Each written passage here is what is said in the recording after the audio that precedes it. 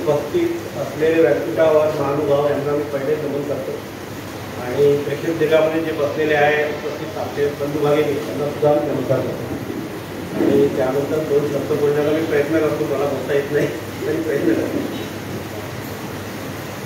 आदरणीय व्यासपीठ आणि रसिक हो, अजय राजूरकर, स्मृती प्रतिष्ठान, सृजन चंद्रपूर आणि समस्त चंद्रपूरकरांना माझ्या वडिलांना दिल्या गेलेल्या पहिल्या वाहिल्या गोंडवन भूषण पुरस्काराने मी व माझे कुटुंबीय अत्यंत भारावून गेलेले आहोत.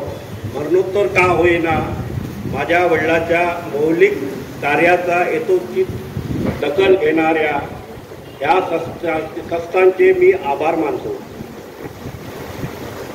मला माहीत होते की माझे वडील असामान्य आहेत, पण त्यावर आज शिक्कामोर्तब झाले. आज त्याच्यावर प्रकाशित झालेल्या गौरव ग्रंथात 50हून अधिक चाहत्यांनी लेख लिहावेत ही गोष्ट माझ्या वडिलांच्या असामान्यतेवर प्रकाश टाकत आहे. या गौरव ग्रंथात आपल्या श्रद्धांजलीवर लेखाचा समिधा टाकणाऱ्या साऱ्या लेखकाचे मी आभार मानतो.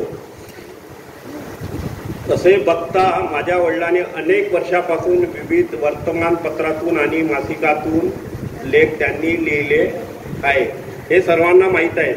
त्याची 3 छोटी पुस्तके पण प्रकाशित झाली आहे, पण त्यांना 2017 साली आशिष देव यांच्या बाबू आयटम पुढाकाराने प्रकाशित केलेल्या कर्तृत्वशालिनी महाराणी हिराई ह्या पुस्तकाने खरी ओळख मिळाली आणि दिवसेंदिवस ती वाढतच गेली. बाबू आयटमने त्याची तब्बल 6 पुस्तके प्रकाशित करून त्यांना जगासमोर आणले.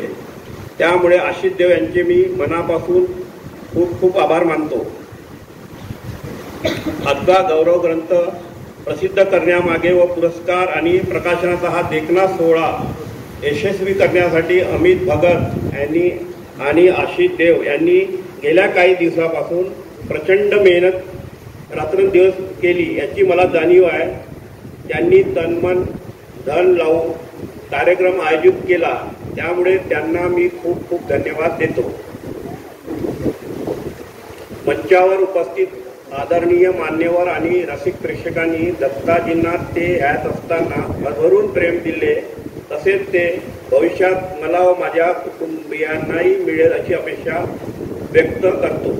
आणि मी माझे 2 शब्द तुम्ही ऐकल्याबद्दल तुम्हा सर्वांना खूप खूप धन्यवाद.